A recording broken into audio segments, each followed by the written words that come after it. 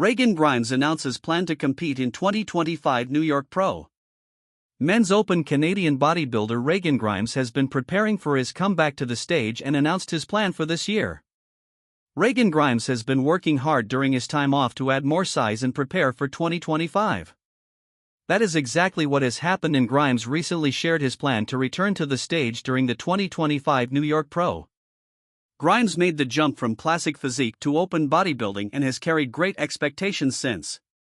Grimes won the 2021 Egypt KO Pro to qualify for the 2022 Olympia but did not compete because he wanted to add more size. Grimes returned to competition last year and earned a victory during the 2023 Europa Pro Championships. This earned him a spot in the 2023 Olympia, where he finished 9th. Grimes has been hard at work bulking up again this year with a goal of returning in 2025.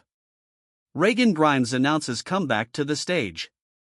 The return of Grimes is something that bodybuilding fans have been waiting for since his last appearance on stage.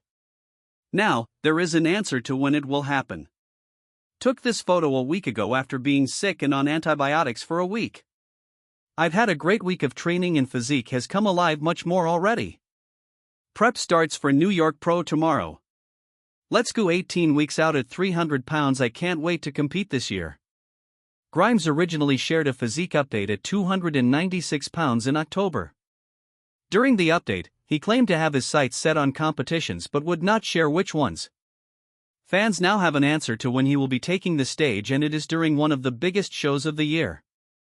Grimes appeared as a featured subject in Generation Iron 3. The film followed multiple athletes, including Regan, who was in the process of deciding if he wanted to shift gears to the classic physique division rather than men's open, which eventually he did. It provided some deeper insight into the life behind the muscle. This is the back workout Cutler style.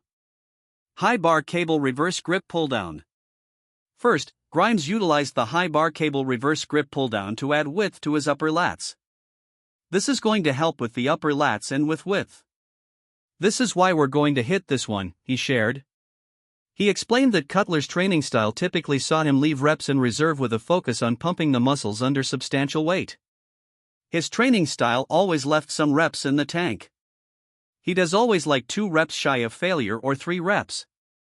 But as you can see, he never trains right to failure. He's basically pumping the muscles under still a substantial amount of weight and load. It's just not to muscular failure. Focusing on the middle back and thickness, Grimes used dumbbell rows and attempted to maintain a fast tempo. This is focusing on the middle back and thickness again. Jay does these. Very unique back in 2005. He almost looks like he's ripping a chainsaw, he goes so fast, adds Grimes. I'm going to start with 90 and we'll go from there. T-bar rows. While it was less time under tension than what Grimes was accustomed to, he credited the T-bar rows for working the entire back. Jay says the T-bar row works the entire back as a compound movement but also focuses a lot on the lower lats, he says. That's why we hit these today, he shared. It feels short, it feels too short the set because the time under tension is so much less than I usually do. You can't hate it or you can't talk shit about it because it works for Jay. Seated cable row machine. Grimes worked in sets on the seated cable row machine, attempting to replicate the identical form used by Cutler in the prime years of his career. Again, those are for the middle back, helps thickness. Incline dumbbell rows. To properly tax the upper back and rear delts, Grimes used incline dumbbell rows. This is the upper back and rear delts, adds Grimes. This is a compound movement.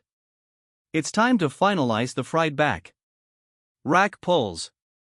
Finishing off the routine, Grimes hit rack pulls but instead of 5 plates on each side, decided on 4 to prevent any potential injuries. In Jay's prime, he was doing 5 plates a side on this bad boy. I don't know if I'm going to do 5, but I think 4 is definitely in the cards.